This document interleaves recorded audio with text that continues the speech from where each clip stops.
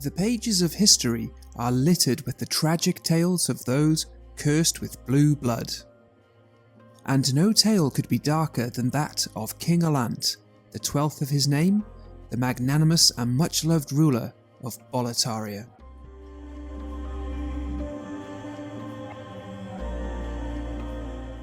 A just and wise king, Allant led Boletaria to unprecedented prosperity by channeling the power of souls.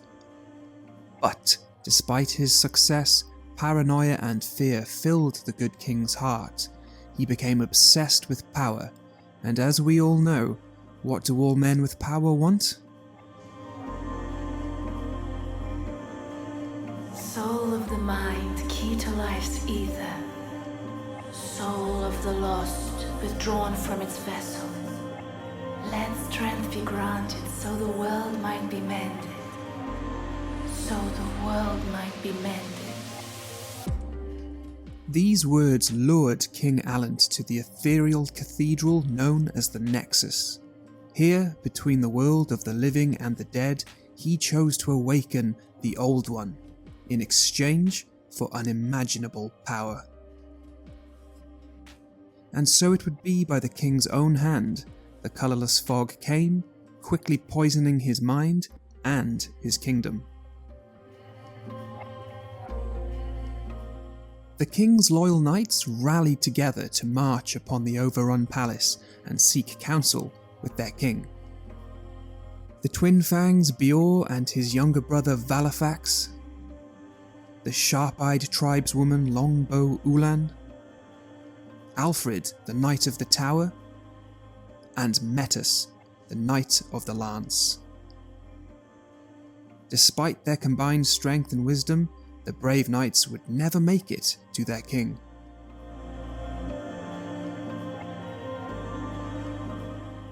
And alas, King Allant proved to be an unworthy vessel for the Old One, and so his body became bloated and distorted, a bulbous mass personifying his desperation and greed.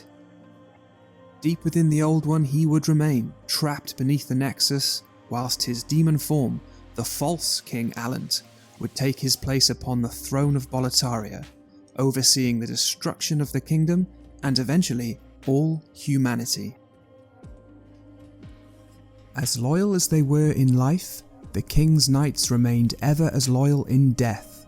Serving their demonic king, each knight took on a corrupted form, reflecting the darkness in their hearts, the darkness inherent in every human being. Longbow Oolan transformed into an amorphous abomination known as the Phalanx. Her skill in life for long-distance, well-defended combat from behind well-defended walls was distorted with grotesque results. Alfred, the Knight of the Tower, became not so unlike the very structure he was known for defending. He grew to impossible proportions, becoming an impassable and relentless demonic colossus, albeit with an Achilles heel. Metis, the Icelandic name for determining worth, the Knight of the Lance continues his judgment of others after transforming into the 8-foot horror known as the Penetrator. After fleeing the heroes descending on the palace numerous times, it is clear the Penetrator does not deem the fat official worthy. The royal twin fangs became separated. Biorr, after being defeated by the black souls of his fellow knights, was imprisoned underneath the walls of the palace. Vallarfax, however, managed to escape not just the palace, but the colourless fog itself. Through a fissure in the fog wall, he escaped, spreading word to the rest of the world. Vallarfax's message spread far and wide, intriguing heroes from all corners of the world to seek the challenges and spoils of Boletaria. And so they came. One hero in particular had more reason than the rest. Operating under the alias Ostrava, King Allant's son, Ashen One Lore, returned to Boletaria to quash the rumours that his father had become a demon. Despite his honourable intentions, Ariona finds himself overwhelmed with the demon hordes, and only in death, as a demon himself, does he ever really find his courage.